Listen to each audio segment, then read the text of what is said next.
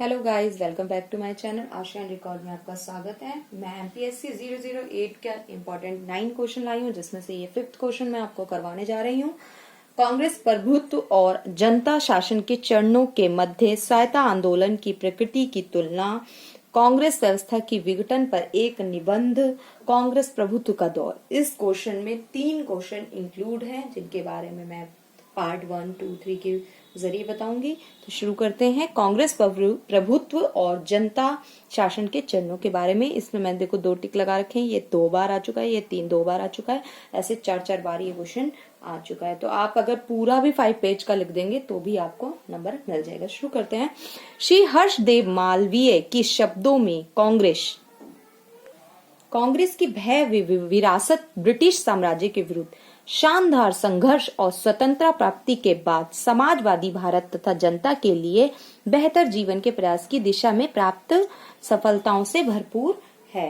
तो ये कांग्रेस के बारे में बता रहे हैं कि ब्रिटिश साम्राज्य के विरुद्ध शानदार संघर्ष करके एक स्वतंत्रता प्राप्ति करी है, और उसके बाद ये समाजवादी भारत जनता के लिए बेहतर जीवन के प्रयास की दिशा में प्राप्त सफलता से भरपूर है। ये मतलब कांग्रेस पार्टी की वो बता रहे हैं कि हाँ, मतलब जब आजाद हुआ, आजादी दिलाई, उसके बाद फिर ये गठन हुआ इसका। तो ये महात्मा गांधी के शब्दों में कांग्रेस मूलतः भारत में 7 लाख गांवों में बसे मूक अधभूखे करोड़ों लोगों का प्रतिनिधित्व करती है, चाहे वे तथाकथित ब्रिटिश भारत या भारतीय भारत के ही हों। कि या तो फिर जो मतलब कि ये बोल रहा है कि ये जो कांग्रेस है वो सभी गरीब, और जो कांग्रेस मतलब सॉरी अंग्रेजों से पीड़ित हैं या अंग्रेजों के टाइम के हैं, वो सभी की हेल्प करती है। कांग्रेस यह मानती है कि उनके हितों की सुरक्षा की जानी चाहिए जो इन करोड़ों मूक लोगों के हितों का साधन करते हैं। फर्स्ट पॉइंट इसमें है, उन ऐतिहासिक दिनों से लेकर आज तक कांग्रेस निरंतर करोड़ों मूक व्यक्तियों का प्रतिनिधित्व करती रही है। कि उन ऐतिहासिक दिनों से लेकर आज तक कांग्रेस जो है वो निरंतर करोड़ों मूक व्यक्तियों का प्रतिनिधित्व करती रही है, उनका प्रतिनिधित्व करती रही है। सेकंड, जब भी एक तरफ करोड़ों मूक लोगों का तथा राष्ट्रीय हितों और दूसरी और कुछ वर्गीय हितों में संघर्ष छिड़ा, कांग्रेस अपने अधिकांश जनता के हितों के साथ दृढ़ प्रतिज्ञ रही। तो सेकंड पॉइंट में कांग्रेस की बताया जा रहा है कि उसकी तारीफ कर, मतलब उसमें ये बताया जा रहा है कि कांग्रेस कहाँ कहाँ सफल रही, क्या क्या वो करती है, क्या क्या उसका मतलब दृढ़ निश्चय है, ये सब। तो उसमें यही बोला है कि जब भी कभी कोई जनता की हानि होती है, हितों के साथ कुछ होता है छेड़खानी, तो कांग्रेस हमेशा खड़ी रहती है। नेक्स्ट पॉइंट है 1977 का चुनाव घोषणा पत्र में क्या है। 1977 का जो चुनाव था, तो कांग्रेस के बारे में बात हो रही है, क्वेश्चन है तो कांग्रेस के बारे में।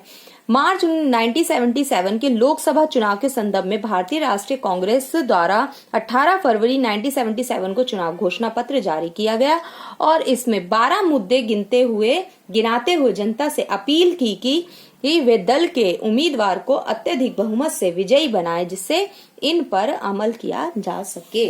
तो 1977 का चुनाव जहां पहली बार गठन हुआ था उसका कांग्रेस पार्टी का, तो उसी के बारे में इसमें बताया गया। और उसने अपने, जब हम कोई भी पार्टी जब लड़ने जाती हो, भारतीय जनता पार्टी हो, आम आदमी हो, तो वो पहले कुछ अपने मुद्दे रखती है कि तुम अगर जिता दोगे तो हम ऐसी चीजें तुम्हारे साथ, ये सब चीजें तुम्हारे मतलब जो भी कष्ट जो भी हैं वो सारे हम तुम्हारे करेंगे। लेकिन ऐसा कुछ आपको भी पता है, होप कुछ होता नहीं है।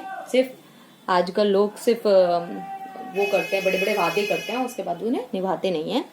ये तो चलो टॉपिक से अलग था, सॉरी। तो इसमें ये बताया गया कि 1977 का ये छोटा सा ये डाल देंगे तो बहुत अच्छा इसमें प्रभाव पड़ेगा। चुनावों के बाद स्थिति। घोषणा पत्र का यह दावा कि कांग्रेस ही जनता है, लोकसभा चुनावों में जनता द्वारा अस्वीकार कर दिया गया। सेकंड पॉइंट है, दिल्ली में अखिल भारतीय कांग्रेस समिति का अधिवेशन आयोजित किया गया, जिसमें 27 वर्ष बाद कांग्रेस पद के लिए संघर्ष हुआ। तो 27 वर्षों के बाद कांग्रेस ने अपने पद के लिए संघर्ष किया गया, जब दिल्ली में अखिल भारतीय कांग्रेस समिति का अधिवेशन हुआ। मतलब दिल्ली के बारे में बता रहा है कि कब दिल्ली में ये लड़े गए। नेक्स्ट है कि थर्ड पॉइंट है, श्रीमती गांधी के समर्थन से ब्रह्मानंद रेड्डी अध्यक्ष पर निर्वाचित हो गए। इंदिरा जी का विचार था कि रेड्डी अनेक निर्देशों का पालन करेंगे, लेकिन अब व्यक्तिगत नेतृत्व के स्थान पर सामूहिक नेतृत्व की स्थिति थी और रेड्डी जो थे इसके लिए तैयार नहीं थे। तो इन्होंने पहले श्रीमती गांधी जी ने इनको समर्थन दिया, उसके बाद ब्रह्मानंद को रेड्डी को अध्यक्ष बनाया, बट ये कई निर्देशों का पालन नहीं करने में समर्थ रहे। हम ये इंदिरा कांग्रेस की स्थापना और आगे 11वें लोकसभा चुनाव ये सारे जो हैं वो नेक्स्ट पार्ट 2 में बनाएंगे। Thank you for watching. Please subscribe करें, लाइक करें, शेयर करें।